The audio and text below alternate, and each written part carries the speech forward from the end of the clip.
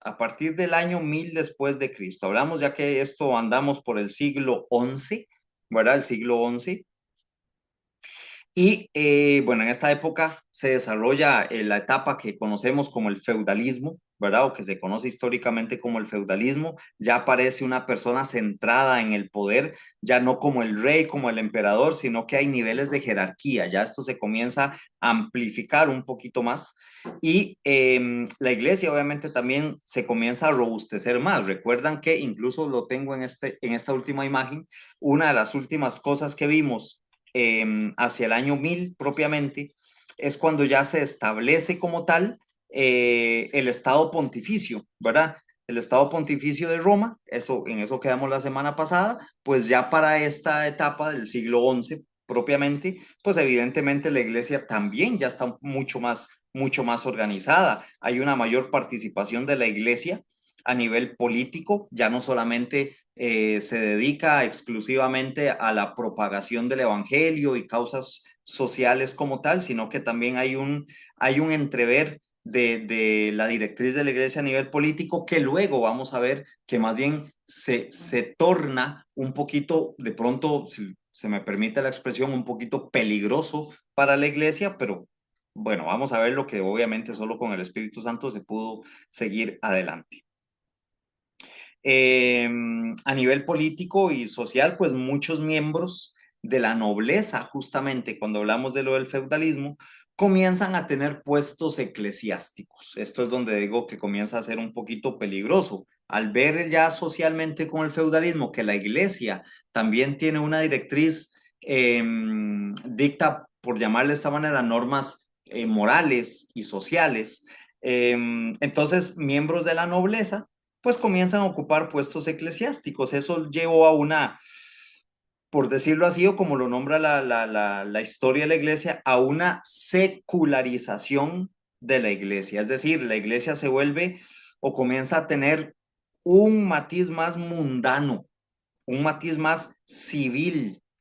Y esto comienza a ser un estorbo, comienza a generar un descuido en las costumbres clericales. Entonces, todo aquello que se estaba tratando de conservar por la imagen que se tenía del sacerdote, etcétera, por el hecho de comenzarse a mezclar, de pronto tener esos primeros inicios a nivel social, comienzan más bien a generar un pequeño estorbo, ¿verdad? En la imagen de lo que es la iglesia. Sin embargo, en medio de todo esto, pues obviamente el Espíritu Santo comienza a trabajar y a soplar sobre aquellos que buscan seguirle siendo más fiel al modelo establecido por Cristo y se inicia un nuevo camino buscando una mayor disciplina, una mayor pureza en el clero y es lo que comienza a trabajar el Espíritu Santo, eh, sobre todo en esto que vamos a ver que se conoce como la Edad Media,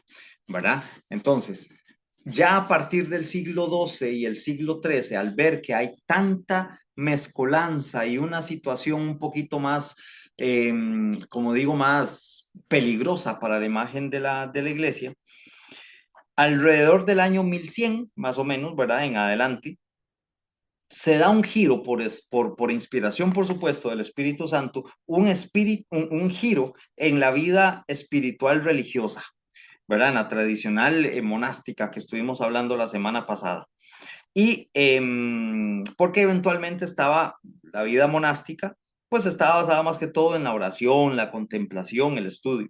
Y entonces se comienza a dar lo que llamamos o conocemos hoy en día como las órdenes mendicantes, ¿verdad? ¿Qué significa esto? Pues que ellos se inspiran en un tipo de vida como la de las órdenes militares o las órdenes hospitalarias que habían en ese tiempo, que eran más de acción social, como lo vemos en ese título. Entonces la iglesia ya se cuida de que aquello que está estorbando a su imagen o que está, con el perdón de la expresión, está pervirtiendo la pureza clerical, pues comienza a irse más por el hecho de encontrar a Cristo en el hermano. Y entonces ahí, dentro de ellas, por ejemplo, una de las que destaca mucho al inicio, allá por el año casi 1200 está la orden trinitaria, ¿verdad? Que es una de las primeras órdenes mendicantes.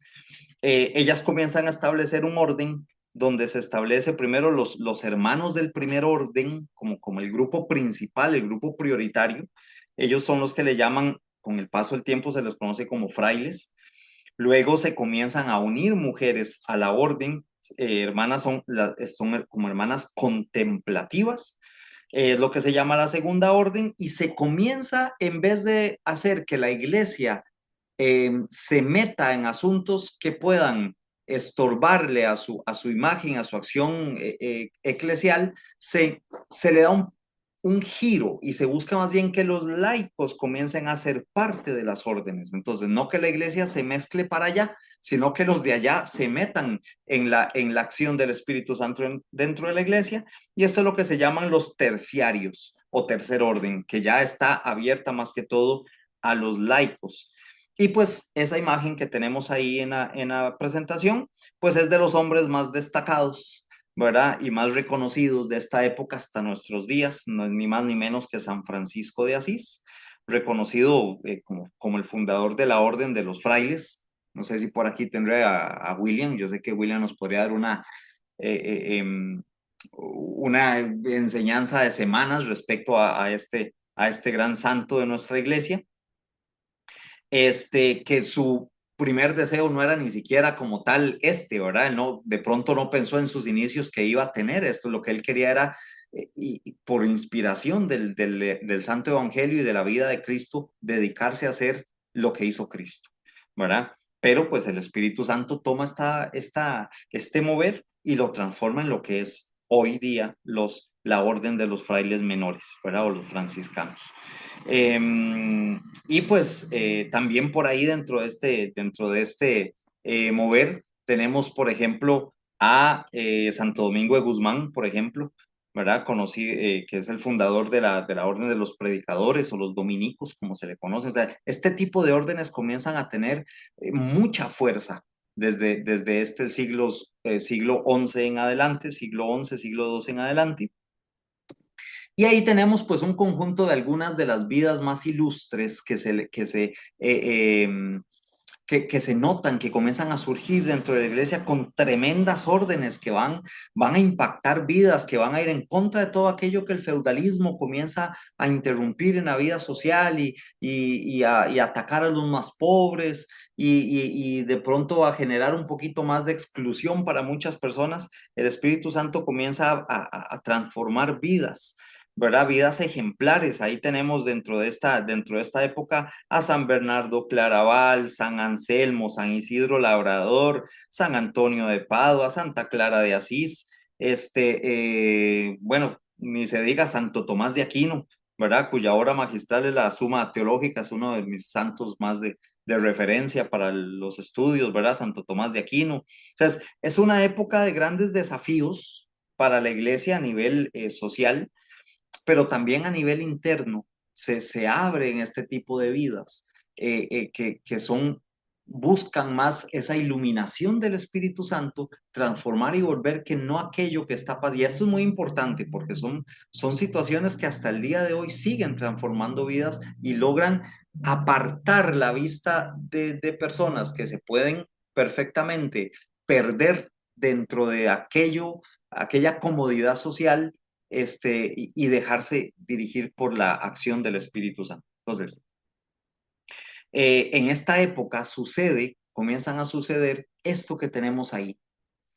La iglesia con podríamos decirlo que con un mérito, no un mérito, sino pues un objetivo sano y santo, busca de alguna manera recobrar aquellas cosas que de aquí para atrás, aquellos lugares, aquellas ciudades, aquellos espacios sociales que se estaban perdiendo por toda esta expansión del feudalismo y las conquistas y todo, y estaban haciendo perder a muchas comunidades, muchos lugares importantes para la iglesia, y sea este fenómeno de las ya reconocidas cruzadas, ¿verdad? Que incluso pues más bien comienza nuevamente ya vemos que es un ámbito donde la situación religiosa se comienza a mezclar en ámbitos ya no solo políticos, sino ya bélicos, si le podemos llamar en el sentido de este tiempo.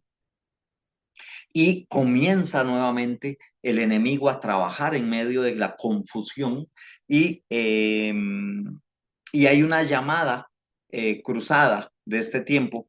Se le conoce como la cruzada albigense, que más bien en vez de ir buscando la propagación del evangelio, de ir buscando recobrar a sus pueblos, a sus ciudades, más bien comienzan a difundir una herejía. O sea, es tremendo. Entonces, veamos cómo de pronto la buena intención de muchos hombres de este tiempo de ir y rescatar a aquellos y rescatar aquella zona y rescatar aquel templo, el Espíritu Santo tiene que fortalecer de alguna manera y viene a levantar muchas vidas de esta gente, porque más bien el enemigo, por otro lado, usa, ¿verdad? Estas circunstancias para confundir.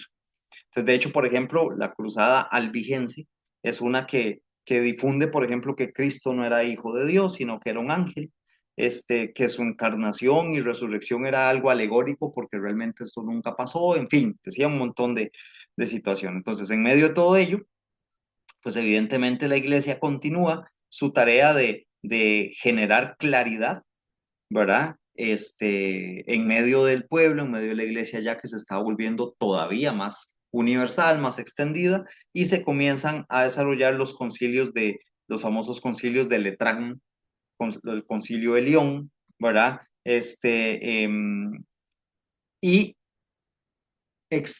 bueno, extrañamente visto desde la historia, ¿verdad? Comienzan a surgir situaciones donde todas estas confusiones que tiene que enfrentar la iglesia comienzan a generar que estas herejías ya comiencen a tocar aspectos más tremendos, ¿verdad? Más que atacan más profundamente el ser espiritual de aquellos que trataban de seguir la espiritualidad, la iglesia, el camino de Cristo. Y la iglesia establece lo que llamamos la Inquisición, lo que conocemos como la Inquisición, se da para este tiempo. La Inquisición como tal, en términos muy generales, ¿verdad? Era como un tribunal religioso, más allá de los cuentos extraños, inventados, que muchos no son ciertos, ¿verdad? Bueno, obviamente no me puedo detener acá, pero es una historia maravillosa acerca de la Santa Inquisición. Pero era como un tribunal religioso, ¿verdad? Que se dedicaba a averiguar y castigar aquellos delitos contra la fe. Justamente así fue como nació la Santa Inquisición. Los delitos contra la fe, la brujería, las herejías, bueno, esta que les acabo de contar, la herejía albigense, justamente dio pie a decir, no, aquí esto no puede, ¿cómo van a ir la gente creyendo que Cristo no es el Hijo de Dios? Entonces ya no bastaba simplemente con proclamar el Evangelio como tal, sino que era tan fuerte la revuelta, los ataques que recibía la iglesia, que se necesita y se establece tener un tribunal que pudiera abarcar, ver y tratar estos temas.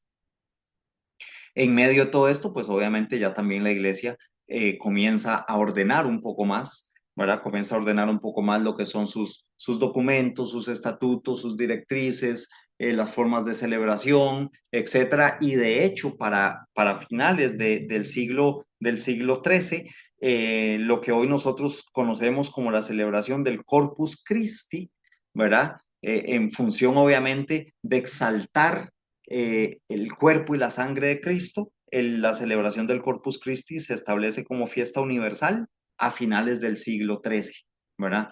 Vean cómo el Espíritu Santo, evidentemente de forma santa y eterna y prodigiosa, ¿verdad? Dicta estas circunstancias para ponerle un freno a todos esos ataques que el enemigo comienza a hacerle a la iglesia. Para el siglo XIV-XV siguen las situaciones a nivel interno. Recuerdan que yo hoy 8 comencé con una anécdota acerca del cardenal Monsalvi, donde le dijo a Napoleón Bonaparte, no creo que usted pueda, no lo va a lograr, no va a lograr destruir la iglesia porque ni siquiera nosotros desde adentro lo hemos logrado hacer, ¿verdad? ¿Recuerdan esa anécdota? Entonces, bueno, vean cómo para el siglo XIV, siglo XV, hay desacuerdos internos. Esos tres rostros que tenemos ahí, pues son referencia a una situación que se conoce como el Gran Cisma de Aviñón, ¿verdad? Es un momento en el que se estaban desarrollando el cónclave para elegir al papa de este tiempo y nunca se pusieron de acuerdo, ¿verdad? Hubo similitudes en muchas cosas, desacuerdos en otra y al final de un cierto momento hubo más bien tres papas. Imagínense, en el mismo momento casi prácticamente tenían ahí dirigiendo a tres papas, Urbano VI, Clemente VII y Alejandro V, tres papas de un momento clave en la iglesia, digamos, por llamarlo de esta manera, que se conoce como el Gran Cisma de Aviñón, ¿verdad? Bueno, ahí me disculpan el francés, pues no sé si así es como se pronuncia, el Gran Cisma de Aviñón. Este, y en este tiempo, pues, ¿qué es lo que pasa? Que estas situaciones, por ejemplo, de situaciones que a nivel interno la iglesia todavía no lograba como acomodarse, darle ese tipo de directriz, se aprovechan de esto los monarcas europeos de ese tiempo y claro, imagínense, si hoy en día están esperando también una situación X de la iglesia, imagínense también en aquel tiempo, ¿verdad?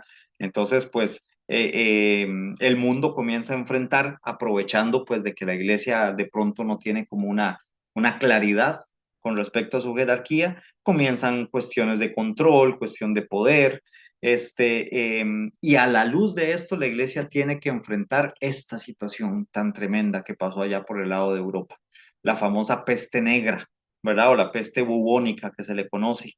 Eh, Fue una situación tan difícil en la cual pues murieron, se cuenta la historia de una forma muy general, alrededor de unos 25 millones de personas, ¿verdad? Que para la población de aquel tiempo era más o menos un tercio de la población europea de aquel tiempo. Entonces, la iglesia tiene que buscar cómo enfrentar estas cosas. Vean que no está de pronto, una vez le escuché en una charla que decía un sacerdote que estaba exponiendo, dice, es que de pronto la gente dice que ahora que vivimos muy distinto, dice, no, las situaciones de la iglesia vienen siendo prácticamente los mismos desafíos, con una fuerza distinta, sí, eso sí, dice, pero son los mismos desafíos, ataques del enemigo, situaciones naturales, conflictos internos, conflictos bélicos, siempre ha existido, ¿verdad? Siempre ha existido. Bueno, hoy escuchamos, por ejemplo, en las lecturas de hoy, ¿verdad? Cuando hay uno de esos anuncios acerca de Jerusalén, allá por el año 70, la caída de Jerusalén, con esto de las cruzadas se vuelve a perder a Jerusalén entonces siempre estuvo incluso anunciado por el mismo Cristo, ¿verdad? Entonces, estas luchas generan siempre un desafío, un gran reto para la iglesia. Bueno, imagínense que para este tiempo, por ejemplo, de Inglaterra fueron expulsados los judíos, luego fueron expulsados también de Francia. Hay matanzas de judíos allá por la península ibérica, o sea, es una situación tan tremenda de que dentro del orden de la iglesia siguen siendo atacados mucho aquellos que siguen siguiendo perdón, que tratan de seguir el camino de la Iglesia Católica. Veámoslo hoy, ¿verdad? Con uno de nuestros países vecinos, órdenes completas de monjitas, de sacerdotes, de gente alineada con la Iglesia, son sacados de su país, ¿verdad? Porque su forma de pensar no va con lo que piensa el gobierno, en fin, es lo mismo, solo que evidentemente en nuestros tiempos, con otra fuerza, otro tipo de ataques, pero los retos como tal son prácticamente los mismos. Sin embargo, por la parte positiva que el Espíritu Santo hace en nuestra iglesia de este tiempo, tenemos vidas de grandes inspiraciones hasta el día de hoy. Ahí tenemos, por ejemplo, a Santa Juana de Arco, aparece para este tiempo también dentro de la iglesia Santa Isabel de Portugal, Santa Catalina de Siena, Santa Brígida. Vean qué interesante, es muy interesante ver cómo de pronto si nosotros dejamos de ver que esto del Espíritu Santo ha sido desde siempre, y ahora por eso les leí al inicio, les compartí los numerales del Catecismo de la Iglesia Católica, porque la iglesia no es algo que se va encontrando de camino ahí a Cristo, no, sino que más bien la iglesia viene a ser el sacramento, ¿verdad? Dice el catecismo, es el sacramento, y el sacramento como tal es el signo visible de la gracia invisible, ¿verdad? Entonces, la iglesia es el signo visible de la presencia de Cristo, de la acción del Espíritu Santo. ¿Cómo lo vemos? Es que vean que el mundo, que las guerras, que los ataques, que el presidente, que las radioemisoras y no sé qué cosas. Bueno, pero veamos lo que el Espíritu Santo sigue trabajando. Grandes vidas inspiradas que cambian una familia, que cambian un pueblo, que cambian una parroquia, ¿verdad? Y comienza a expandirse eso por lo que hablamos al inicio, porque además de la unión entre el Espíritu Santo y el ser humano, eso usado dentro de la acción de la iglesia comienza a expandirse. Para este tiempo, a finales del siglo XV, tenemos incluso ya lo que es la primera Biblia impresa, ya por el año de 1455, ¿verdad? Más o menos por ahí. La famosa Vulgata, que es el compendio ya a nivel en lenguaje el latín vulgar, por eso se llama Vulgata, de San Jerónimo, ¿verdad? Como principal guía de esta, que es lo que nos ha permitido hasta el día de hoy tener ya nuestras Biblias en compendio completo. Eso se generó en este tiempo. Entonces vean cómo incluso con todo y la peste negra, con todo lo del feudalismo, con todos los ataques, las persecuciones de judíos, etcétera, etcétera, este, el Espíritu Santo sigue en su misión de que todos veamos de que más allá de estas circunstancias, Él tiene, como lo dijo Cristo y se lo anunció a San Pedro, las puertas de la muerte del enemigo no prevalecerán contra la iglesia. Bueno, y hablando de enemigos, ¿verdad? A nivel ideológico, ataques tremendos que vienen hasta el día de hoy. Tenemos ya el siglo XVI, el tiempo de las grandes reformas. Se da el llamado milenio de los antitestimonios y escándalos en muchos sectores cristianos, así se le conoce históricamente dentro de la iglesia, ¿verdad? El milenio de los antitestimonios. Existen grandes abusos, desórdenes en la conquista de América, ¿verdad? Que había pasado en el siglo anterior, por 1492, se da el descubrimiento de América, la cristianización que se comienza a dar aquí en América, comienza a tener matices de abusos, de trata de indios, robos, etcétera, etcétera. Este, y es una época marcada especialmente a nivel teológico, a nivel ideológico, por la ruptura protestante de este caballero que tenemos ahí en imagen, a Martín Lutero, ¿verdad? Martín Lutero da el paso a lo que hoy conocemos como el protestantismo. Él refuerza las ideas de negar la autoridad del magisterio, se niega los sacramentos, refuerza la idea de la justificación por la fe sin las obras y comienza a establecer un ideal que hasta el día de hoy seguimos escuchando dentro de en medio de los hermanos separados o protestantes, de que la sola Biblia basta, ¿verdad? Y pues aquí hago referencia, recién estaba acompañando a una comunidad aquí en Cartago que estábamos viendo un poquitito de la historia de la Biblia y les recordaba esto que escribe San Juan, ¿verdad? En el Evangelio según San Juan dice que si todas las cosas que vieron y vivieron con Cristo, con Jesús, se hubieran escrito, no alcanzarían todos los libros del mundo para escribirlas. Entonces, San Juan da de referencia acá. Vamos a ver, aquí lo tengo.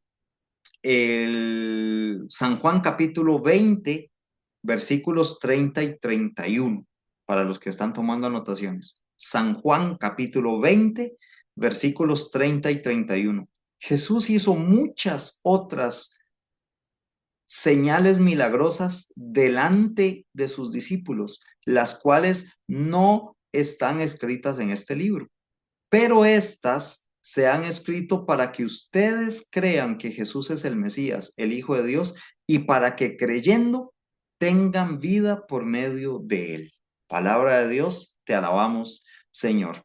Muchas otras cosas hizo Jesucristo que no se escribieron. Entonces, ¿cómo sabemos que por medio, cómo saben nuestros hermanos protestantes? Por eso dicen que ellos creen que la santa tradición es un invento o que son cuentos porque todo está en la Biblia. No todo está en la Biblia, ¿verdad? No todo está en la Biblia. Nosotros creemos que tenemos dos fuentes grandes de inspiración, la Sagrada Escritura y la santa tradición. Pero bueno, esa es materia de otro tema que en su momento pues podríamos trabajar. Y aún con todo, en medio de toda esta fuerza, porque este hombre encontró bastantes argumentos muy bien pensados, de pronto mal fundamentados ahora para nosotros, que entendemos un poquitito más, eh, pero para ese tiempo pues estaban bien fundamentados, encontró mucha fuerza.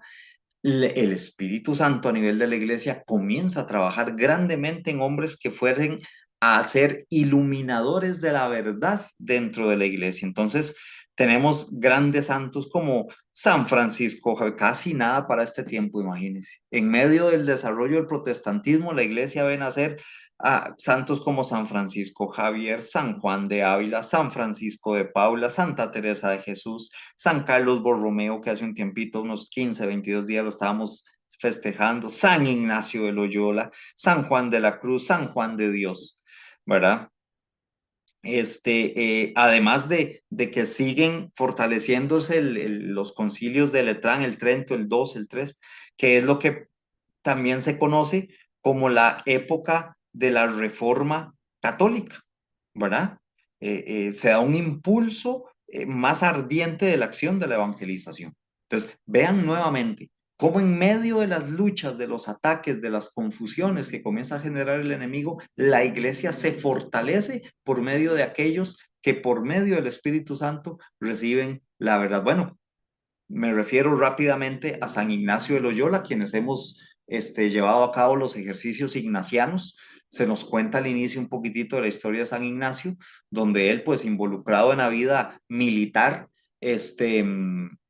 una de las situaciones, él quería leer cierto tipo de literatura, no se la pudieron llevar cuando él había sido herido en una pierna, se quedó en un lugar donde se estaba recuperando, quería leer cierto tipo de lecturas, pero no tuvo acceso a ellas y resulta que donde estaba, si no me equivoco, me disculpan la imprecisión de los detalles, pero tenía, no sé si era la Biblia o un libro de la vida de los santos, y él comienza a leer la vida de santos de ahí para atrás.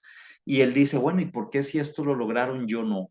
Ese fue el pensamiento que comenzó a despertar en él el deseo de un cambio de vida. ¿Por qué si ellos lo lograron yo no?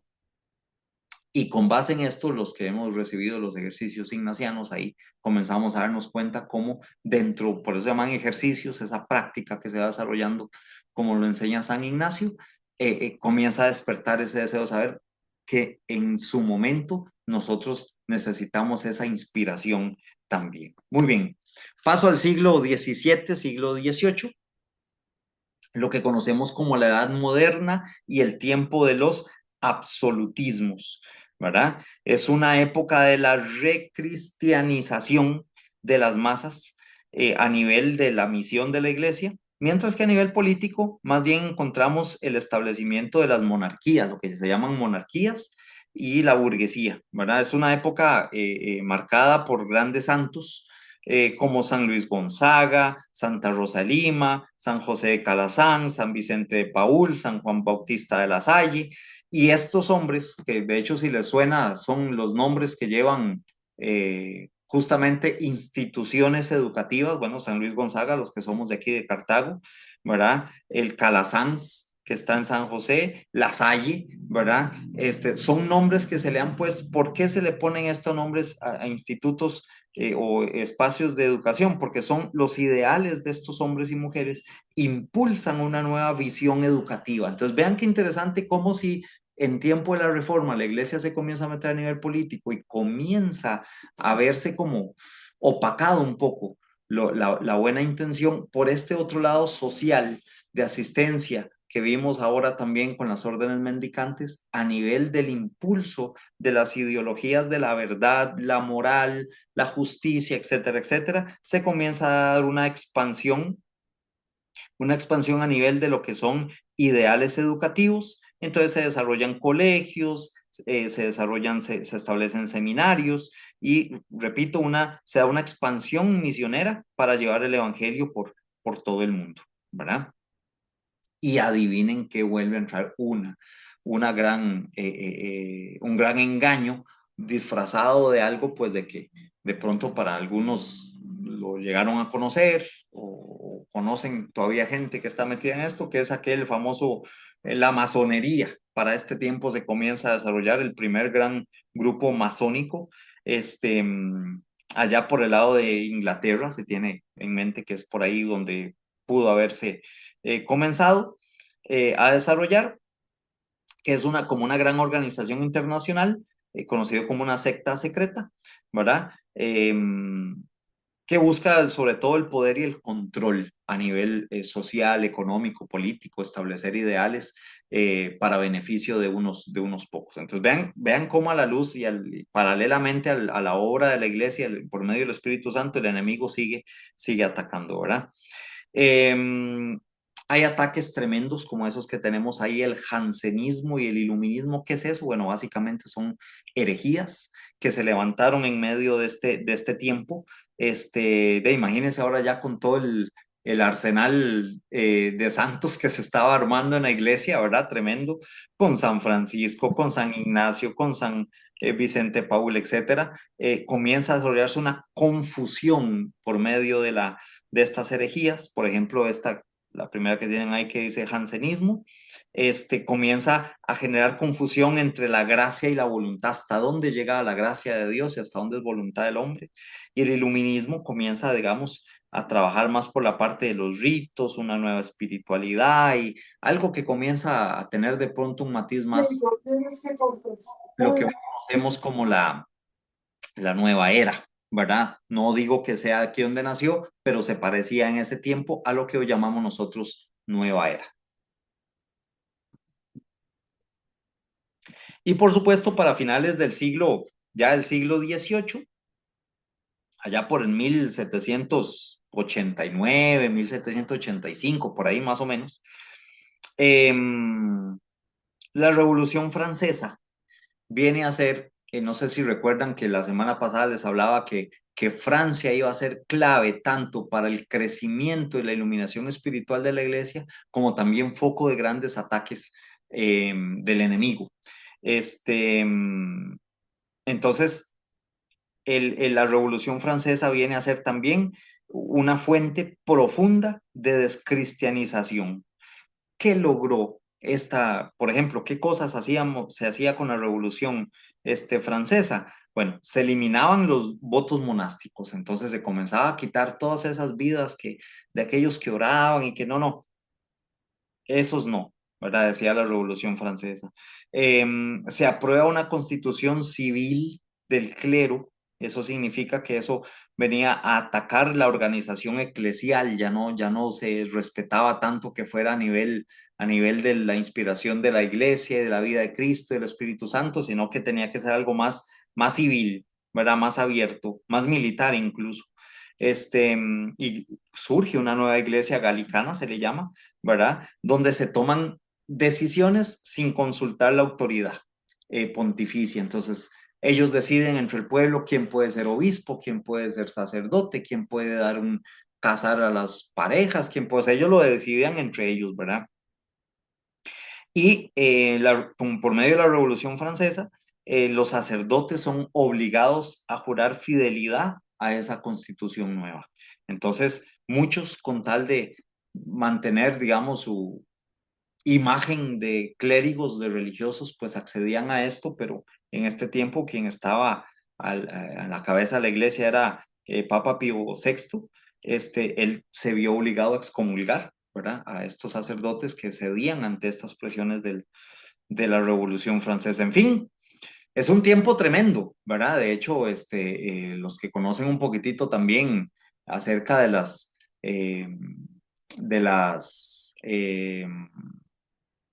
apariciones marianas, ¿verdad? Algunas apariciones marianas hablan mucho acerca de esto, de cómo Francia justamente será una fuente eh, por donde va a usar el enemigo para comenzar eh, a destruir o atacar más directamente a la Iglesia Católica en Europa. Francia es clave para esto, pero bueno, ese es tema de otra formación acerca de las apariciones marianas, que por cierto son aprobadas por la Iglesia. Pero bueno, ese era un breve paréntesis. Y bueno, en medio de esto, pues imagínense que surge la vida de un santo que es reconocido hasta por ser músico, por ser poeta, por ser pintor. Hablo de San Alfonso María de Ligorio, ¿verdad? Fundador de los Redentoristas, este, cuya principal misión pues está buscando más a los pobres, a los abandonados, a los desamparados, y su fuerza o su misión o su inspiración va más de la mano con Nuestra Señora del Perpetuo Socorro, ¿verdad? Entonces, pues, repito, vean cómo la inspiración de obras que hasta el día de hoy siguen siendo tremendamente impactantes en la vida de la iglesia, surgen a la luz de estos tremendos ataques. Venimos un poquito más cercano a nosotros, el siglo XIX, lo que conocemos como la época del liberalismo. Nuevamente la iglesia enfrenta grandes retos, ¿verdad? Por los avances ya en diferentes áreas de la vida social, la política, la tecnológica. En muchos casos representan retos muy grandes para aquellas personas que se comienzan a sentir más atraídos por ese nuevo estilo de vida y surgen diferentes circunstancias, lo voy a nombrar de una forma muy rápida. Esa imagen que tenemos ahí hace referencia a la coronación de Napoleón Bonaparte, fue más o menos para este tiempo de la anécdota esta que les conté desde la semana pasada con Monseñor, con el cardenal Consalvi, ¿verdad? Es por este señor Napoleón Bonaparte. Él es coronado como emperador de Francia, ¿verdad? Y pues la historia o cosas que hay de pronto no están como del todo claras, pero bueno, se llega a creer que él usa la religión católica para lograr muchos de sus fines políticos, ¿verdad? Sin embargo, en medio de todas estas, algunos que le llaman cuentos de brujas, ¿verdad? Con esto de Napoleón y su relación con la iglesia, hay una circunstancia ahí con el Papa Pío VII, con el cual se logra restaurar el culto católico en Francia. Entonces, por eso es que más bien mucha gente dice, no, es que Napoleón fue el que permitió que Francia volviera a sus raíces católicas. Bueno, sin embargo, es una época de grandes persecuciones y desacuerdos.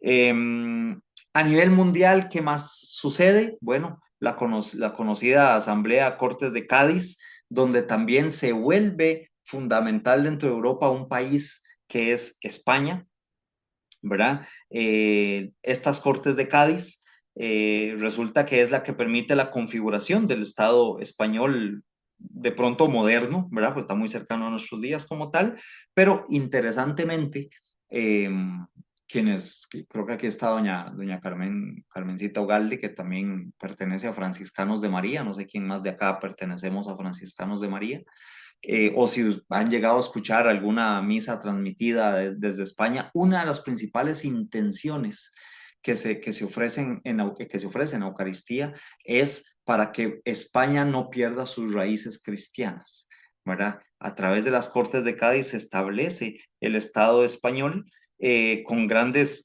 fundamentos cristiano-católicos, pero hoy en día está siendo tremendamente atacada por una corriente ideológica de abandonar esas raíces. Entonces, de pronto vean cómo esas apariciones marianas que les nombré anteriormente comienzan a tener ya aires de presencialidad entre nuestros días. España pues está siendo tremendamente atacada, repito. Bueno, ahora tenemos separación también, le podríamos llamar casi cismática con los obispos alemanes, en fin. Entonces Europa está siendo tremendamente movida por todo esto.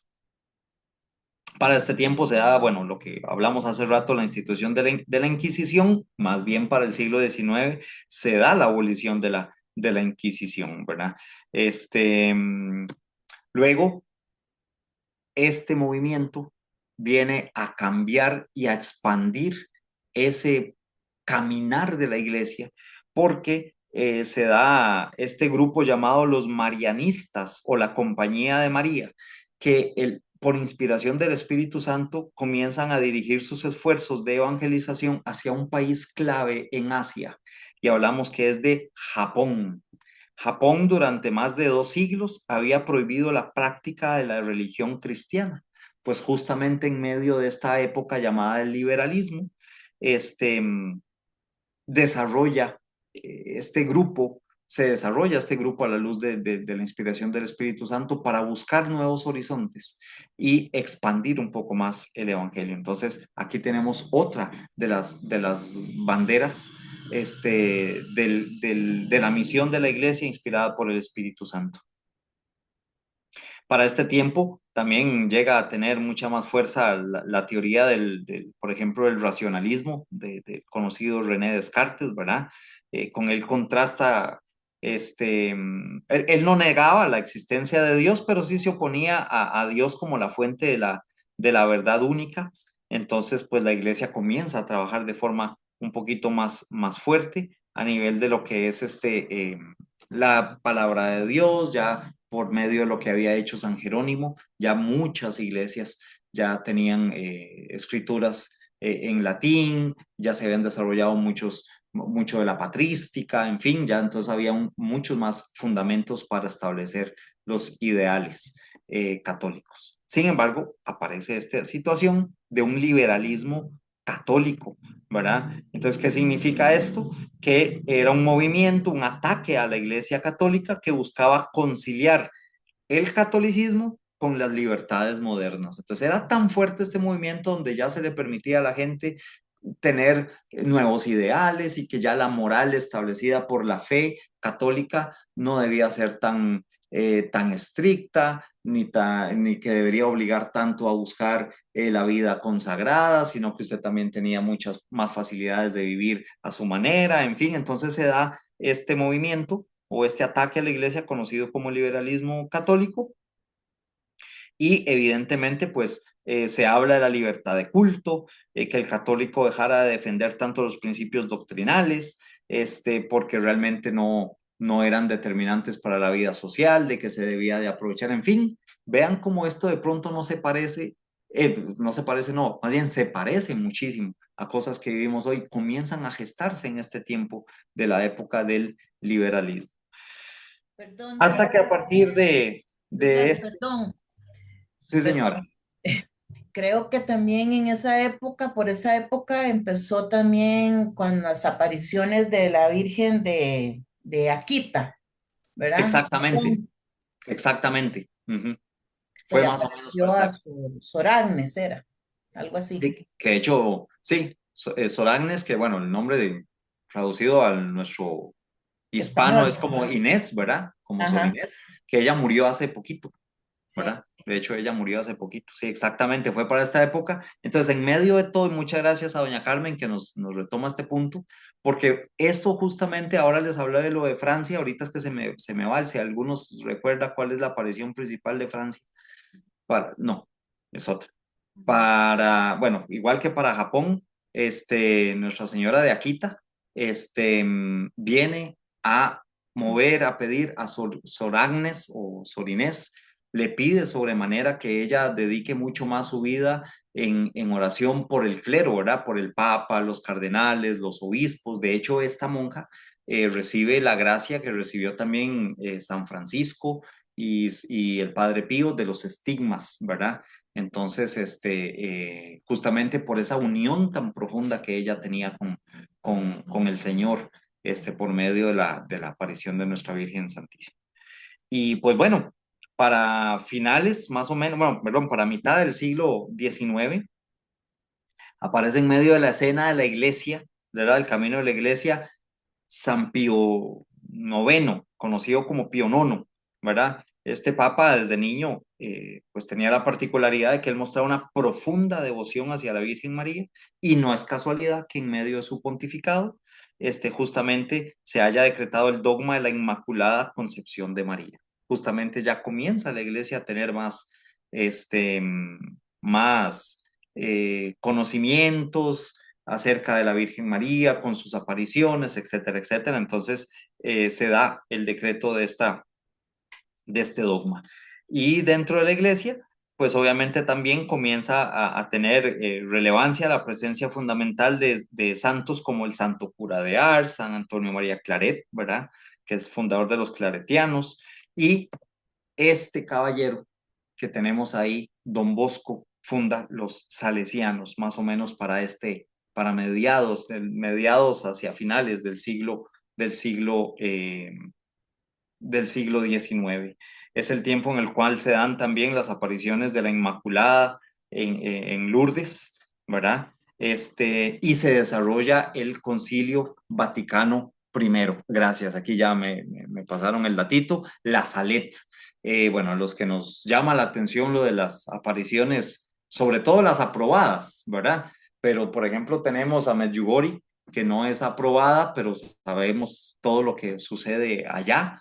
Pero digamos, que está dentro de nuestra iglesia católica, es importante conocerlo. Repito, no digo que Medjugorje no sea importante, no, para nada, no se me malinterprete, pero por el tema que estamos desarrollando, les refiero si pueden buscar la información, ojalá de fuente oficial de la Iglesia Católica, con las apariciones de Nuestra Señora de la Salet y Akita, para que conozcamos y ampliemos un poquitito más acerca de lo que les estoy comentando.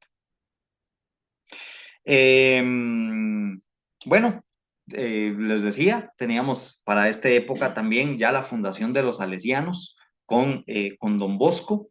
Bueno, aquí tenemos lo que les nombraba acerca de las apariciones en Lourdes. Esto comienza a ser un revuelo tremendo, ¿verdad?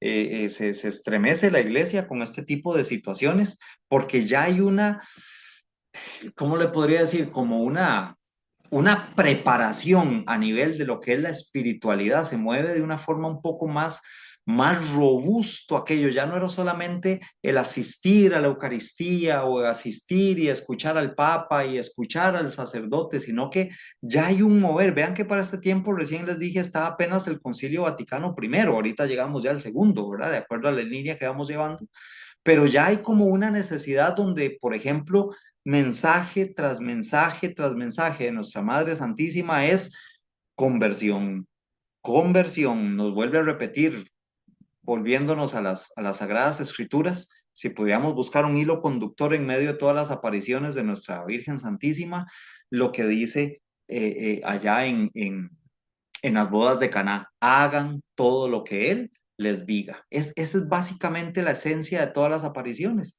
Ella comienza a hablar de eventos que van a venir, pero si ustedes se convierten, pero si ustedes se convierten, pero si oran, pero si esto, pero si... Hay un condicionante porque creemos que han pasado las cosas que ella profetizó o que ella previsualizó, pues porque no hicimos caso, ¿verdad? Pero siempre ha existido y con mucha más razón para esta época, hay más ese despertar espiritual. Eh, para este tiempo también este siglo es tremendamente movido, pues lo tomé así de una forma muy general, pero hay cosas tremendas, ¿verdad? Pero para este tiempo, digamos, ya a nivel de iglesia se establece el dogma de la infalibilidad del Papa. De previamente, pues eran palabras del Papa, eran escritos del Papa, pero ahora se da la infalibilidad, ¿verdad? Aquella creencia que en los estatutos ya de la iglesia por documentos papales se deben aceptar, se deben creer como ex cátedra, ¿verdad? Y se establece a nivel de la Iglesia Universal a nuestro querido San José como patrón universal de la Iglesia. Entonces ya se busca encauzar por medio de la vida del Padre adoptivo de Jesucristo ese patronazgo de la Iglesia en función de todo aquello que busca que la Iglesia vuelva de nuevo sus ojos hacia el deseo puro del Evangelio, ¿verdad?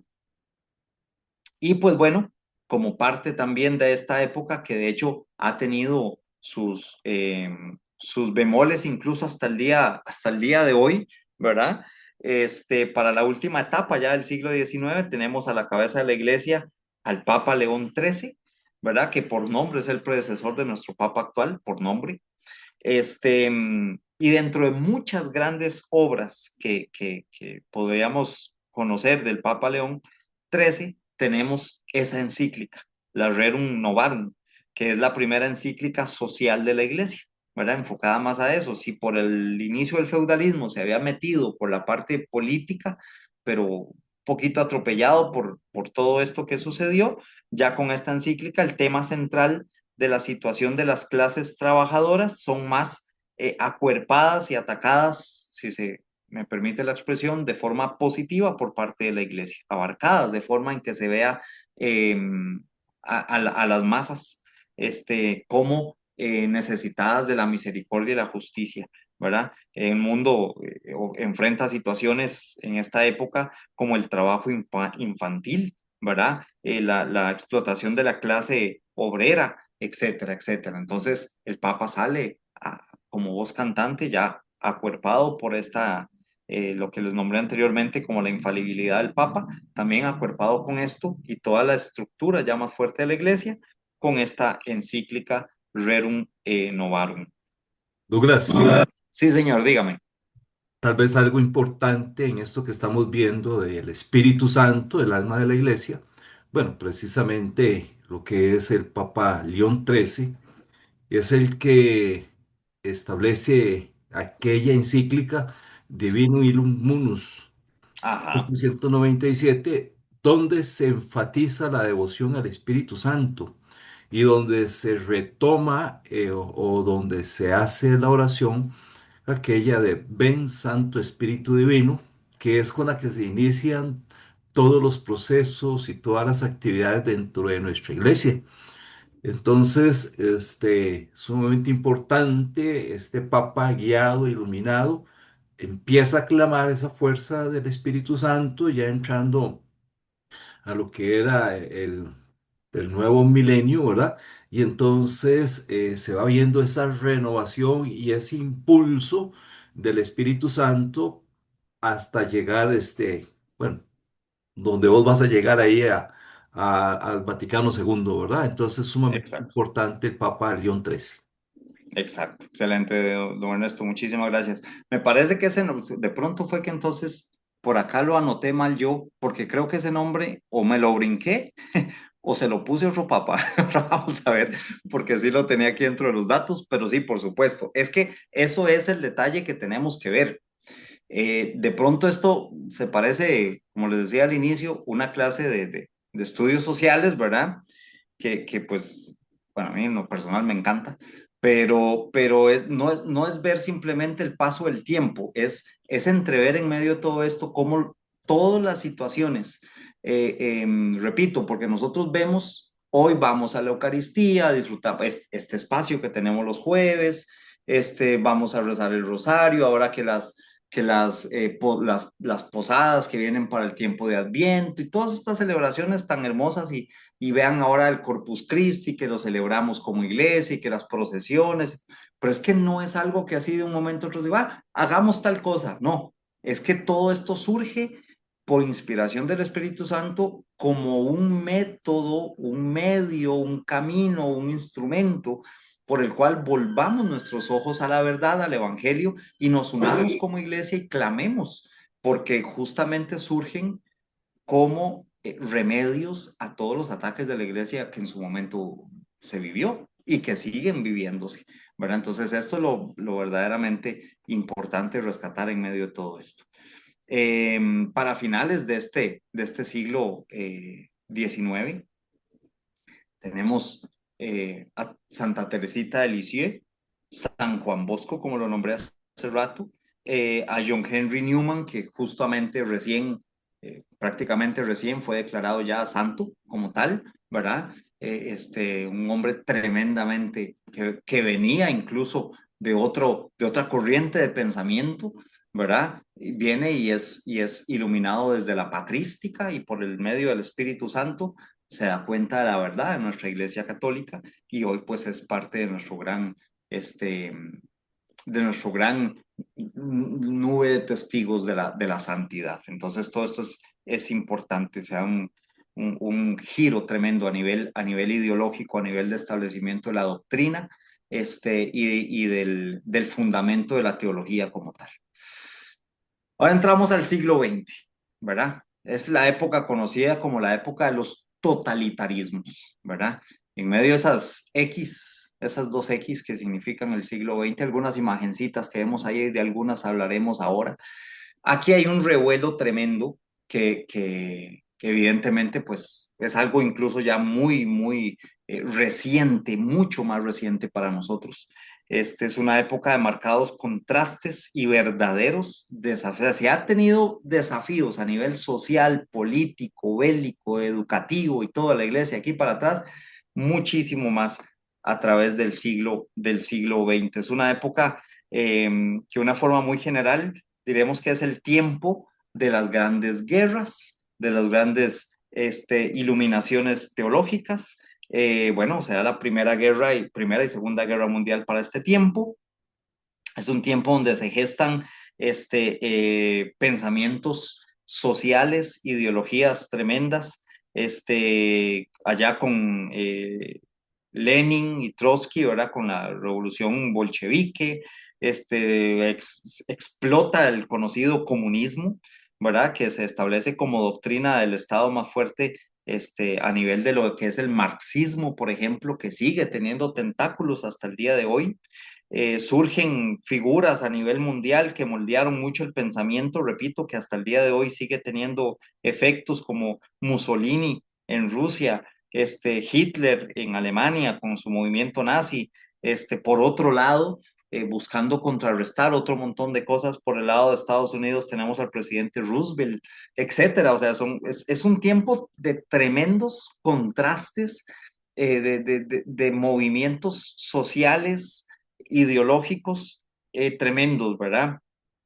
Bueno, por ejemplo, que nombré, Hitler, fue el que detonó como tal uno de los eventos más crueles. Yo creo que no lo puse y mejor que no lo puse, ¿verdad? Es uno de los eventos más crueles que podríamos encontrar en la historia, el holocausto humano, ¿verdad? Que ya de acuerdo a dentro de los datos más amplios, bueno, al inicio se habló que a nivel de la población judía se perdieron 6 millones de vidas judías, pero ya dentro, por ser una ideología racista, antisemita, de gran persecución, ya a nivel de todo lo que fue este tiempo, entre 1933 hasta 1945, se calcula que el total de pérdidas de vidas humanas fue alrededor de 40 millones de personas, ¿verdad? Entonces, lo que un hombre logró despertar erróneamente en masas de personas que quisieron seguir sus ideales tremendamente equivocados, lograron estos datos tan conmovedores y tan tremendos. En medio de todo esto que se estaba viviendo dentro de la Iglesia Católica, el Espíritu Santo sigue desarrollando esas inspiraciones de un fin clerical y un mayor compromiso a nivel social. Y tenemos, por ejemplo, el desarrollo de movimientos que, si por un lado la parte bélica llevó dolor, desesperanza, olvido, etcétera, para tantas familias, comienza a despertar el Espíritu Santo, movimientos tan tremendos que comenzarán a volver de nuevo la gente a la fe, a la esperanza, a las raíces, a aferrarse a una verdad que es mucho más eterna que las mentiras vestidas de verdad que les traían esas ideologías sociales. Entonces aquí tenemos el establecimiento del Opus Dei con José María Escrivá de Balaguer. Se desarrolla para este tiempo los ejercicios espirituales populares. La Legión de María tiene para este tiempo ya su establecimiento. Los cursillos de cristiandad, que es, bueno, Imagínense qué tipo de movimiento les estoy hablando. El movimiento de los focolares comienzan a tener su establecimiento para este tiempo, ¿verdad? Es un tiempo donde especialmente se desarrolla también la llamada doctrina social de la iglesia, porque obviamente a la luz de todos estos movimientos y las necesidades sociales, la iglesia necesita ir más allá, llevar esa luz y desarrolla, elabora lo que es la doctrina social. Para este tiempo se da el movimiento apostólico, me disculpan el alemán que me caracteriza, Schoenstatt, ¿verdad? Que es la espiritualidad de Charles Foucault también para este tiempo. Se dan las misioneras de Santa Teresa de Calcuta. Se da, aquí tenemos a uno de los más grandes exponentes, nacen los carismáticos, ¿verdad? Para este tiempo, los neocatecumenales, los ejercicios espirituales de San Ignacio de Loyola. Hay un movimiento tan tremendo a nivel del Espíritu Santo en este tiempo que entonces la gente comienza a encontrar de nuevo dónde es que Dios me está llamando, por qué es que yo he vivido estos momentos y por eso es que este caminar es tan importante para nosotros. Porque de la misma manera en que los laicos comienzan a sentirse parte de, evidentemente, el mundo católico, la Iglesia católica, recibe de parte de este gran santo, Pío X, la encíclica Pacendi, ¿verdad? Y él condenó con prácticamente, si se me permite la palabra, con esa encíclica el modernismo teológico, porque se necesitaba más bien volver a la verdad del Evangelio. Y toma medidas para evitar que su error dañara la fe de los católicos. Había un tremendo movimiento dentro de lo que era mentiras dentro de lo que se decía que era teología, mentiras dentro de lo que era la libertad, mentiras dentro de lo que era la felicidad. Y entonces él dijo, no, necesitamos salir al paso y devolver nuevamente a los laicos la verdad que encontramos solamente en Cristo. Si para Francia, en su momento, la Virgen de Lourdes vino a mover la espiritualidad, el mundo se mueve nuevamente tremendamente con las apariciones de Nuestra Señora de Fátima en Portugal. Se da para este tiempo, ¿verdad? El tiempo donde hay muchos más ideales. Esta aparición en especial marca los errores de Rusia, ¿verdad? Que es uno de lo que está contenido dentro de los secretos de Fátima. Este, que pues los que conocen dicen que es un solo secreto, un solo mensaje en tres partes, ¿verdad? Establece la Virgen pues que si no estaba un deseo de la población de los hijos de Dios volverse al Evangelio, a la verdad, algo más tremendo iba a llegar, una guerra más tremenda y fue pues la consecución de la Segunda Guerra Mundial. Es el tiempo en el que tenemos también en la iglesia al Papa Benedicto XV y luego llega el Papa Pío XI y creo que aquí es donde, no sé, don Ernesto me corrige, yo lo encontré o lo tenía aquí yo puesto como parte del Papa Pío XI, la encíclica Divini Redemptoris, ¿verdad? No sé si era esta la que usted me nombró, fue que yo me equivoqué, pero para este tiempo se trabaja de una forma mucho más fuerte para que la iglesia se mantenga firme y pueda evitar las mentiras del marxismo y el comunismo, ¿verdad? El Papa Pío XI comienza a ser un referente para este tipo de mover de la iglesia. Y algún tiempo después, como lo anuncié hace un momentito, el mundo se vuelve a estremecer en medio de todo este mover espiritual con la Segunda Guerra Mundial, ¿verdad? Con la tragedia de la bomba atómica en Hiroshima y Nagasaki. Este, eh, el mundo vuelve de nuevo su mirada, muchos con desesperanza, otros con desilusión, pero la iglesia sigue adelante, ¿verdad? Dentro del mundo secular, si lo hablamos así, uniéndole a usted. Esta fue una de las guerras que casi que fue transmitida en vivo, si se podría decir así, de forma general, ¿verdad? Por esto, un impresionante giro en el estilo de vida social que viene a distraer totalmente, a interrumpir, a meter una bulla tremenda dentro de la vida social, los avances tecnológicos, ¿verdad? Hay una explosión tecnológica tremenda a nivel de comunicaciones. Aparece el teléfono, aparece la radio, la televisión en blanco y negro, el cine mudo. Eh, Se comienzan a dar desarrollos a nivel de transporte, el automóvil, la aviación, los trenes, etcétera, ¿verdad?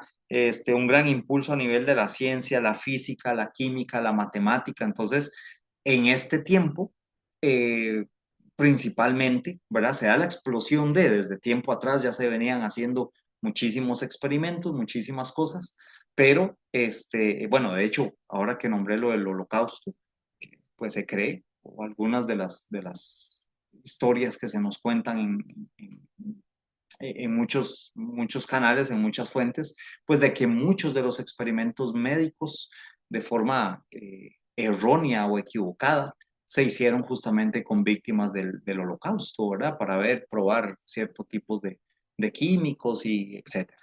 Entonces, bueno, ya para este tiempo, de una forma ya más conceptual, se da esta tremenda explosión a nivel tecnología, de desarrollo y de conocimientos.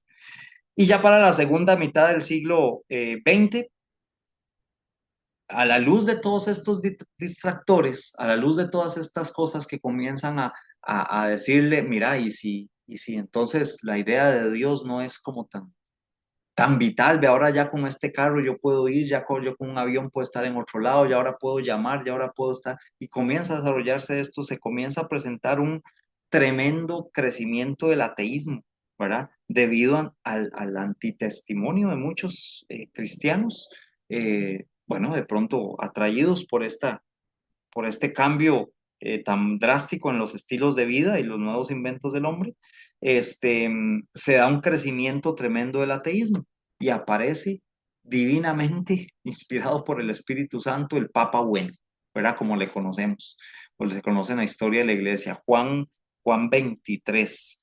Él se caracterizó sobre todo pues por el magisterio social, ¿verdad? Preocupado por los derechos y los deberes del hombre como criatura de Dios. Entonces, esto es muy importante. Vean cómo la iglesia es madre y maestra, por eso le llamamos así, porque ella no solamente es, vamos a ver qué decimos para inspirar a la gente, no, es que ella va analizando lo que socialmente se está dando, a dónde está la necesidad de los hijos de Dios, de la familia de Dios, dónde están los principales distractores, los ataques del enemigo. Y dice, no, esta gente de pronto se me puede perder levantando un teléfono, viendo televisión, viendo que ya tienen alcances de muchas cosas, el cine. Entonces, con el Papa Juan 23, se retoma la figura y la imagen del hombre creado, imagen y semejanza de Dios, donde su fin no es el gozo de lo temporal, sino la vida eterna, ¿verdad? Entonces, además de presentar un claro e incondicional rechazo de la carrera de armamentos y la guerra en sí misma, pues el Papa Pío, Juan 23, comienza a volver la mirada y a acrecentar más que todo el llamado hacia la espiritualidad. Y entre el tránsito del Juan 23 a su Papa eh, que le seguía, Pablo VI, la iglesia vive, ahora lo nombraba don Ernesto, de pronto vive el momento que marcaría un antes y un después en la vida eclesial, en la vida laical, en la vida y celebración de la religión católica. Hablamos ni más ni menos que el Concilio Ecuménico Vaticano II, ¿verdad? Único en la historia, único en un antes y un después. Él tiene un promedio de participación de 2.000 padres conciliares, además de miembros de otras confesiones religiosas, por eso se llama ecuménico. Alcanza temas tan diversos como la Sagrada Liturgia, medios de comunicación, de ella surge la Constitución Dogmática Lumen Gentium, se tratan temas acerca del ecumenismo, la vida religiosa, eh, un sinfín de temáticas que orientan más la vida de la iglesia y amplían sobre todo la participación de los fieles, ¿verdad? Entonces, viene a marcar y como ya varias veces nos lo ha nombrado don Ernesto, el mismo don Edwin también, son documentos que parecieran estar casi nuevos, ¿verdad? Porque por eso aquí esta escuela tratamos de retomar mucho la doctrina católica basados en este tipo de documentos, pues porque son lo que gesta, ¿verdad? Lo que sostiene la verdad de nuestro vivir católico. Para finales del siglo XX, ni más ni menos, ¿verdad? Ya para la última parte del siglo XX inicios del XXI, entra en escena uno de los papas más queridos, personalmente para mí marcó muchísimo en mi vida, me inspira muchísimo, San Juan Pablo II. Él marca de forma especial la vida misional de la iglesia, tanto así que si a Juan 23 se le llama el Papa bueno, a San Juan Pablo II el Papa misionero, ¿verdad? O el Papa viajero. Participa en grandes procesos de paz, tiene uno de los pontificados más largos de la historia de la iglesia, pontificado alrededor de 25 años, y viene a ser ejemplo de lo que es la entrega al evangelio, el esfuerzo por la evangelización, la entrega de sí mismo, ¿verdad? Con él a la cabeza de la iglesia. Socialmente se viven momentos igual tensos, difíciles, como el asesinato de Monseñor Óscar Arnulfo Romero, acá cerca de donde nosotros, ¿verdad? Se dan eventos mundiales tremendos como la caída del muro de Berlín, la desintegración de la URSS, ¿verdad? La apertura del diálogo entre países que tenían grandes conflictos, España, Estados Unidos, Polonia, y con él se crea, se establece y se gesta uno de los principales instrumentos nuestros de estudio, que es el Catecismo de la Iglesia Católica, gracias a los esfuerzos y a la guía del Espíritu Santo por medio de San Juan Pablo II. Este, y pues bueno, él viene a marcar también junto con el Concilio Vaticano II una consecución teológica tremenda de él para acá, ya para el siglo XXI, que es donde nos encontramos pues nosotros prácticamente, es nuestro tiempo más reciente. La cabeza de nuestra Santa Madre Iglesia ha estado eh, precedida por cuatro grandes, hasta el día de hoy, cuatro grandes hombres, sin duda, pues santos de nuevo, porque el Espíritu es santo y es el que les ha inspirado.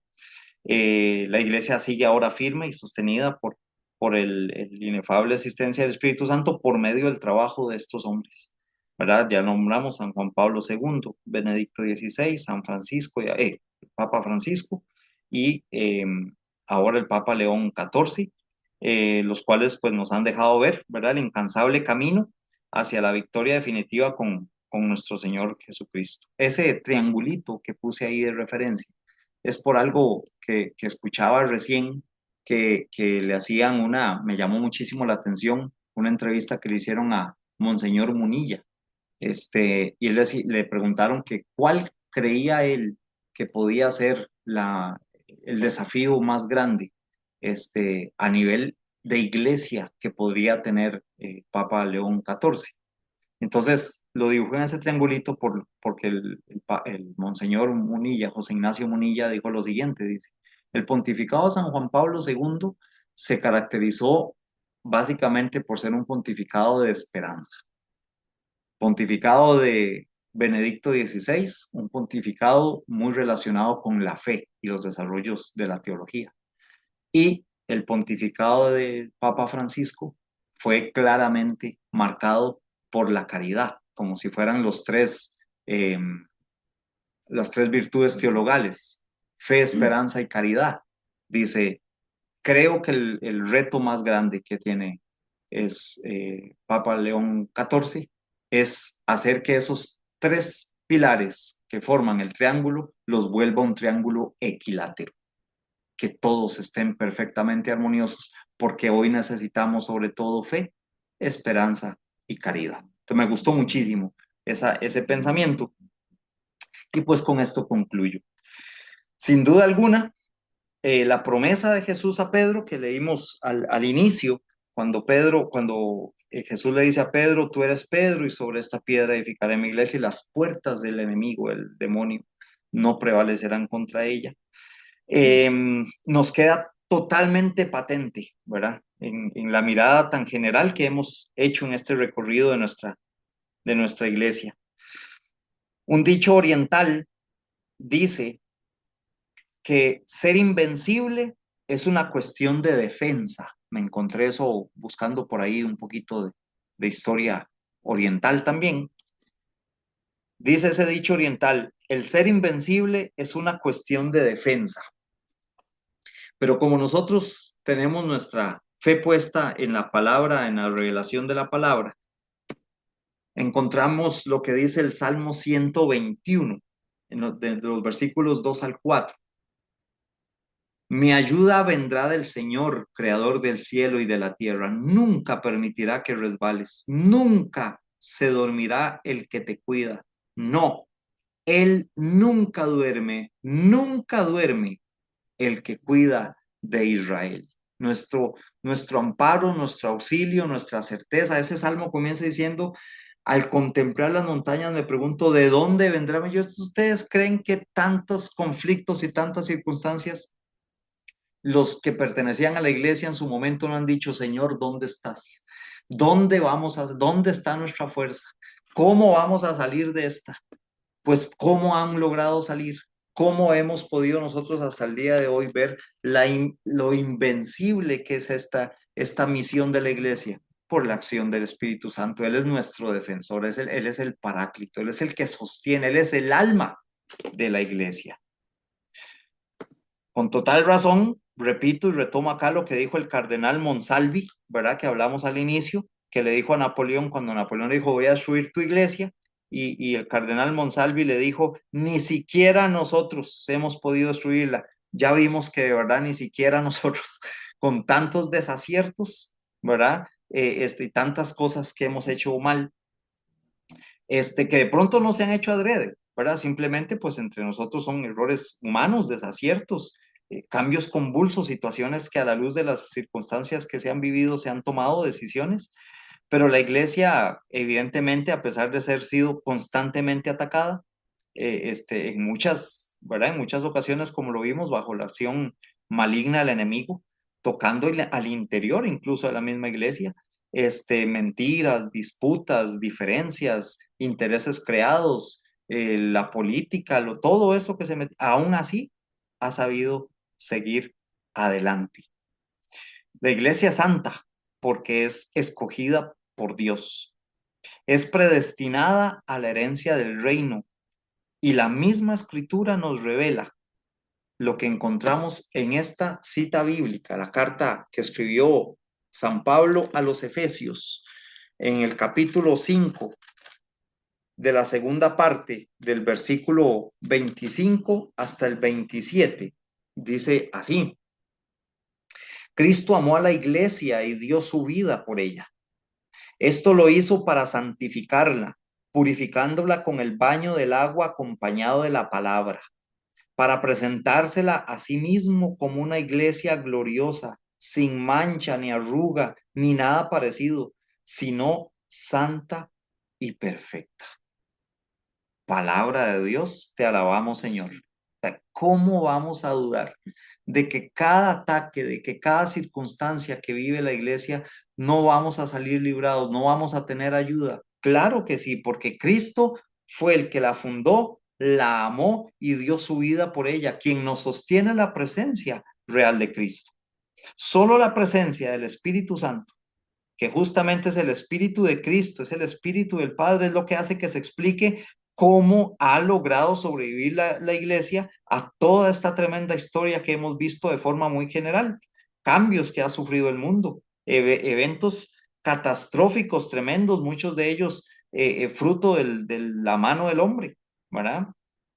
Ahora, esos ataques han terminado con grandes empresas, con grandes ideales, con grandes nombres, ¿verdad? Que estaban fundamentados en la imperfecta sabiduría de los hombres. Pero solo una presencia viva y superior a todo lo conocido pudo haber hecho posible que a partir de unos cuantos hombres reunidos allá hace más de 20 siglos. Hombres reunidos y escondidos por miedo, que a partir de ahí solo una presencia viva y real y superior pudo haber sido posible que se expandiera el mensaje del Evangelio hasta nuestros días y transformara no solo la vida particular de algunas personas, sino que cambiara el rumbo del mundo entero. Solo el Espíritu Santo podría haber dirigido el camino de la iglesia y darle luz en medio de tantas oscuridades que se han vivido y que seguiremos viviendo. Para terminar, quiero que nos recojamos en esperanza con decir que no es solamente la presencia del Espíritu y saber que ahí está, sino es que además de eso, Él nos enseña de que Él está ahí atento a nuestras solicitudes, a nuestros ruegos, porque es Él el que se los presenta al Padre. ¿Cómo lo sabemos? Escrito está en el capítulo 8 de la carta a los Romanos, versículos 26 y 27. El Espíritu nos ayuda en nuestra debilidad, porque no sabemos orar como es debido, pero el Espíritu mismo ruega a Dios por nosotros, con gemidos que no pueden explicarse con palabras. Y Dios, que examina los corazones, sabe qué es lo que el Espíritu quiere decir, porque el Espíritu ruega conforme a la voluntad de Dios por los del pueblo santo. Y los del pueblo santo somos quienes conformamos esta iglesia. De una forma muy general, hemos visto un breve repaso de toda la historia que está detrás de lo que hoy nosotros llamamos iglesia. Decirnos iglesia no es entrar a un templo, estar en misa, salir y seguir igual. Decirnos iglesia no es reunirnos a rezar el rosario y seguir igual. Decirnos iglesia no es andar una cruz al pecho. Decirnos iglesia no es persinarnos. Decirnos iglesia no es creer en nuestras devociones a la Virgen Santísima, a algún santo en particular. Decirnos iglesia es ser parte de esta historia, de esta construcción hecha con el esfuerzo inagotable, insuperable y eterno de un hombre que se dio en una cruz por amor a todos nosotros y que dando el Espíritu Santo nos dio con él la fuerza que necesitamos para seguir adelante. Te damos gracias, Dios Padre Todopoderoso, porque es tu palabra que es viva y eficaz. Es tu Espíritu Santo, único, verdadero, que levantó a Cristo de entre los muertos, que habló por medio de los profetas, que descendió sobre los apóstoles en Pentecostés, que inundó y llenó a nuestra Madre Santísima para que en ella se diera el milagro de que llegara por primera vez con aquella promesa el Salvador de la humanidad. Te damos gracias, Dios Padre eterno, que desde siempre y para siempre nos pensaste para vivir eternamente contigo. Gracias, Señor, porque aún en medio de los momentos que vemos oscuridad, en medio de los momentos que sentimos incertidumbre, que nos preocupa el mover social del mundo, permítenos, Señor, que volvamos a encontrar la fuerza en saber que por más de 2000 años tú has venido sosteniendo con el mismo espíritu, no es otro, no es uno nuevo, no es un cambio, es el mismo espíritu que revoloteaba sobre las aguas al inicio de la creación. Es el mismo espíritu que descendió sobre Jesús al momento de su bautismo. Es el mismo espíritu que cubrió a nuestra Madre Santísima. Es ese mismo espíritu el que quieres, has querido y vas a querer tener siempre susurrándonos, guiándonos, fortaleciéndonos, porque esta iglesia es tuya. Tú la hiciste para ti, Señor, y nos has querido llamar nosotros imperfectos, nosotros hombres que te volvemos muchas veces la espalda, nos sigues llamando, nos sigues fortaleciendo, nos sigues inspirando, Señor. Te damos gracias por ser parte del único y verdadero camino que nos garantiza llegar a la vida eterna. Gracias, Señor. Gracias infinitas, porque tu Espíritu Santo es el alma de nuestra iglesia, es el alma de tu iglesia, es nuestra alma, y es el que nos recuerda a cada instante que solo tú tienes palabras de vida eterna. Te alabamos, te bendecimos, te glorificamos, a ti te damos toda la honra, todo el honor, toda la gloria, todo te pertenece, Señor, que todo lo creado te alabe, te glorifique, como lo estamos orando como iglesia estos días con el Salmo, que toda criatura te ame y te glorifique, porque tú eres el dueño, tú eres el mismo de siempre, tú eres el mismo de ayer, el mismo de hoy, el mismo que nos está esperando para vivir eternamente. Gracias, Espíritu Santo, por la acción que has desarrollado en medio de nosotros. Te damos, oh Dios, toda la gloria, toda la honra, y por manos de nuestra Madre Santísima, que te supo responder indistintamente de su pensar, de su mover, simplemente dijo, he aquí la esclava del Señor. Hoy queremos nosotros, con su compañía y por la fuerza del Espíritu Santo, encontrar ese mismo valor de decirte, aquí estamos, Señor, aquí estamos. Danos la fuerza para poder hacer tu voluntad. Queremos servirte y nos disponemos, Señor, para seguir dando la lucha por la única verdad del Evangelio, por seguir llevando a Cristo a las naciones. Danos, como lo dijo tu santo, danos todo aquello que necesitamos y pídenos todo lo que quieras, porque todo viene de ti, todo es para ti.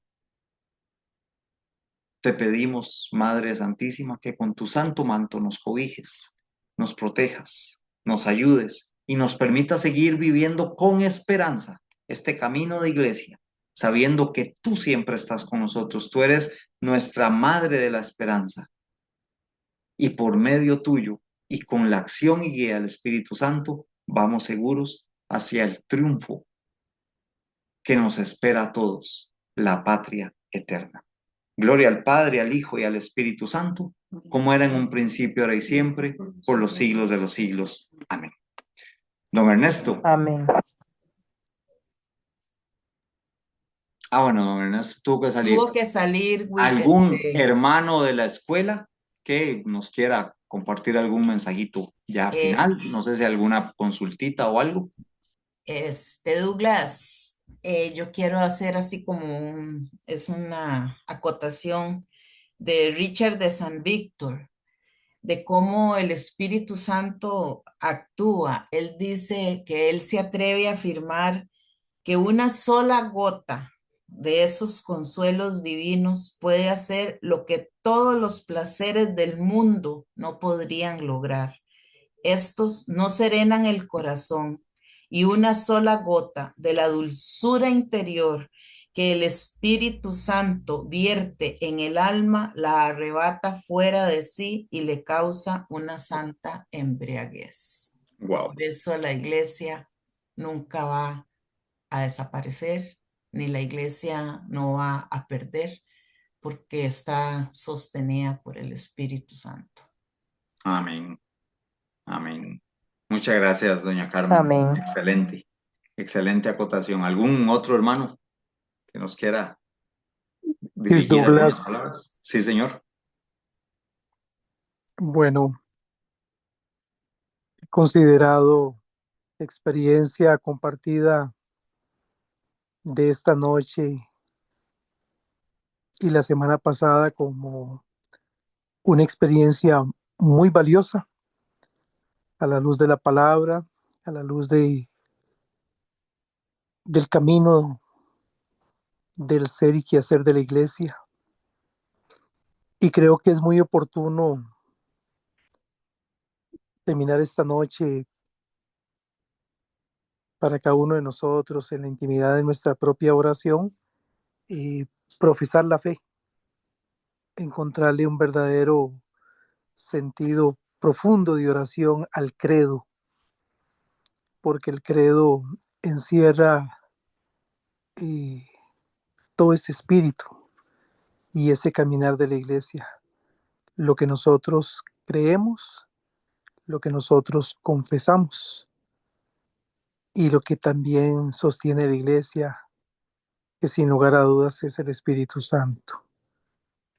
Pues en mucho de lo que Douglas hoy y la semana pasada nos ha compartido, creo que ahora y en adelante más que nunca vamos a disfrutar orando y profesando nuestra fe a través del credo. Eso sería. Excelente, excelente, William. Sí, justamente, y te lo agradezco mucho porque de eso se trata, ¿verdad?